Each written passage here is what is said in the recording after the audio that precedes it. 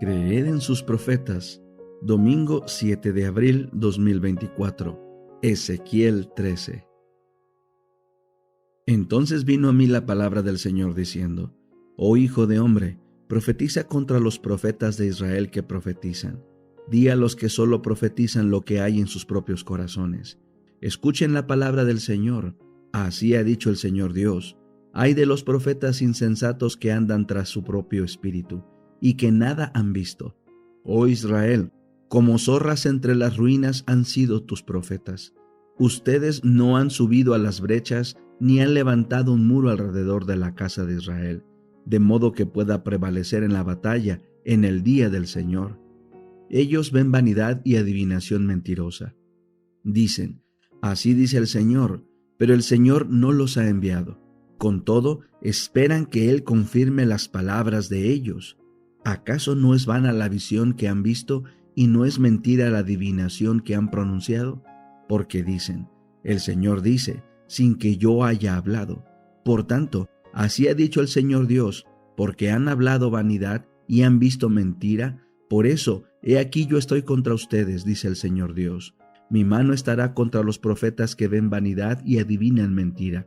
Ellos no estarán en el consejo de mi pueblo, no serán inscritos en el registro de la casa de Israel, ni volverán al suelo de Israel, y sabrán que yo soy el Señor Dios. Por tanto, porque han extraviado a mi pueblo diciendo paz, cuando no haya paz, y porque mientras él edifica el muro, ellos lo recubren con cal. Di a los que lo recubren con cal que caerá. Vendrá una lluvia torrencial, caerán piedras de granizo y se desencadenará un viento huracanado. Y he aquí que el muro caerá. ¿Acaso no les dirán: ¿Dónde está pues la cal con que lo recubrieron? Por tanto, así dice el Señor Dios: a causa de mi ira haré que se desate un viento huracanado. Por mi furor habrá lluvia torrencial y piedras de granizo con furia para destruir. Así destruiré el muro que ustedes han recubierto con cal. Lo echaré a tierra y su cimiento quedará al descubierto. Y cuando caiga, ustedes serán exterminados en medio de la ciudad, y sabrán que yo soy el Señor. Así desahogaré mi ira en el muro y en los que lo recubrieron con cal, y les diré: ya no existe el muro, ni aquellos que lo recubrieron. Los profetas de Israel que profetizan a Jerusalén y ven visiones de paz, cuando no hay paz, dice el Señor Dios. Contra las profetisas falsas. Y tú, oh hijo de hombre, pon tu rostro contra las hijas de tu pueblo que profetizan lo que hay en sus propios corazones. Profetiza contra ellas y diles que así ha dicho el Señor Dios: Ay de aquellas que cosen cintas sobre las muñecas de las manos y que para cazar las almas hacen velos de todo tamaño para las cabezas. ¿Habrán de cazar las almas de mi pueblo y preservarán su propia vida?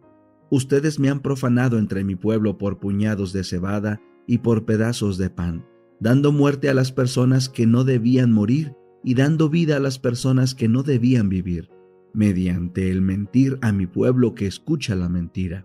Por tanto, así ha dicho el Señor Dios: He aquí yo estoy contra sus cintas con que cazan las almas como aves. Las arrancaré de sus brazos y dejaré ir libres como aves las almas que cazan. Asimismo, romperé sus velos y libraré a mi pueblo de su mano. No estarán más al alcance de sus manos cual presa de caza, y sabrán que yo soy el Señor. Por cuanto en vano han causado dolor al corazón del justo, al cual yo no causé dolor, y han fortalecido las manos del pecador, para no apartarlo de su mal camino a fin de librar su vida. Por tanto, ya no verán más visiones vanas, ni volverán a proferir adivinación. Yo libraré a mi pueblo de sus manos, y sabrán que yo soy el Señor. El deseado de todas las gentes. Capítulo 22. Encarcelamiento y muerte de Juan. Este capítulo está basado en Mateo 11, 1 al 11, 14, 1 al 11, Marcos 6, 17 al 28, Lucas 7, 19 al 28. Juan el Bautista había sido el primero en proclamar el reino de Cristo y fue también el primero en sufrir. Desde el aire libre del desierto y las vastas muchedumbres que habían estado suspensas de sus palabras, pasó a quedar encerrado entre las murallas de una mazmorra, encarcelado en la fortaleza de Herodes Antipas, en el territorio que estaba al este del Jordán, que se hallaba bajo el dominio de Antipas. había transcurrido gran parte del ministerio de Juan. Herodes mismo había escuchado la predicación del Bautista. El rey disoluto había temblado al oír el llamamiento a arrepentirse. Herodes temía a Juan, sabiendo que era varón justo y santo, y oyéndole, hacía muchas cosas y le oía de buena gana. Juan obró fielmente con él, denunciando su unión inicua con Herodes, la esposa de su hermano. Durante un tiempo, Herodes trató débilmente de romper la cadena de concupiscencia que le ligaba, pero Herodías le sujetó más firmemente en sus redes y se vengó del Bautista, induciendo a Herodes a echarlo en la cárcel. La vida de Juan había sido de labor activa y la lobreguez e inactividad de la cárcel le abrumaban enormemente. Mientras pasaba semana tras semana sin traer cambio alguno, el abatimiento y la duda fueron apoderándose de él. Sus discípulos no le abandonaron. Se les permitía tener acceso a la cárcel y le traían noticias de las obras de Jesús y de cómo la gente acudía a él. Pero preguntaban por qué, si ese nuevo maestro era el Mesías, no hacía algo para conseguir la liberación de Juan. ¿Cómo podía permitir que su fiel heraldo perdiese la libertad y tal vez la vida? Estas preguntas no quedaron sin efecto. Sugirieron a Juan dudas que de otra manera nunca se le habrían presentado. Satanás se regocijaba al oír las palabras de sus discípulos y al ver cómo lastimaban el alma del mensajero del Señor.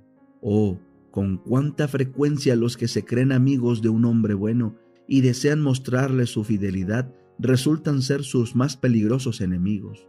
Con cuánta frecuencia, en vez de fortalecer su fe, sus palabras le deprimen y desalientan. Como los discípulos del Salvador, Juan el Bautista no comprendía la naturaleza del reino de Cristo. Esperaba que Jesús ocupase el trono de David, y como pasaba el tiempo y el Salvador no asumía la autoridad real, Juan quedaba perplejo y perturbado. Había declarado a la gente que a fin de que el camino estuviese preparado delante del Señor, la profecía de Isaías debía cumplirse.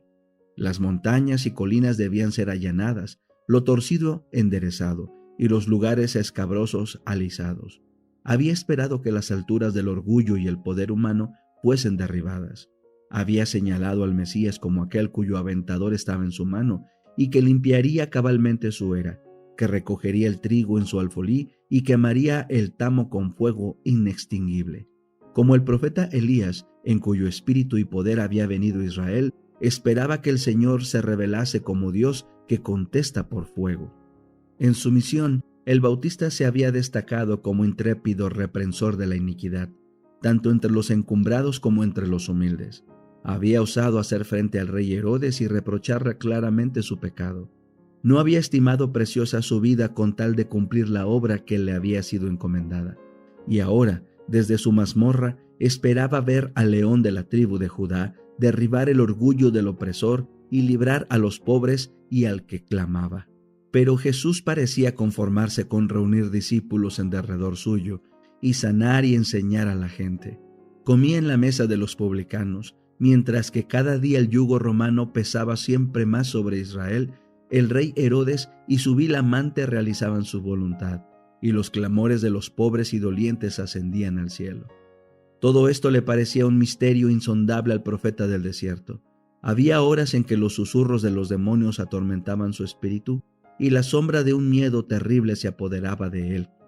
¿Podía ser que el tan esperado libertador no hubiese aparecido todavía? ¿Qué significaba entonces el mensaje que él había sido impulsado a dar? Juan había quedado acerbamente chasqueado del resultado de su misión. Había esperado que el mensaje de Dios tuviese el mismo efecto que cuando la ley fue leída en los días de Josías y Esdras, que seguiría una profunda obra de arrepentimiento y regreso al Señor. Había sacrificado toda su vida al éxito de su misión. ¿Habría sido en vano?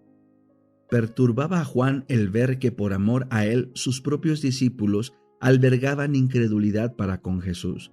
¿Habría sido vana su obra para ellos? ¿Habría sido él infiel en su misión y habría de ser separado de ella? Si el libertador prometido había aparecido y Juan había sido hallado fiel a su misión, ¿no derribaría Jesús el poder del opresor dejando en libertad a su heraldo? Pero el Bautista no renunció a su fe en Cristo. El recuerdo de la voz del cielo y de la paloma que había descendido sobre él, la inmaculada pureza de Jesús el poder del Espíritu Santo que había descansado sobre Juan cuando estuvo en la presencia del Salvador y el testimonio de las Escrituras proféticas, todo atestiguaba que Jesús de Nazaret era el prometido. Juan no quería discutir sus dudas y ansiedades con sus compañeros. Resolvió mandar un mensaje de averiguación a Jesús.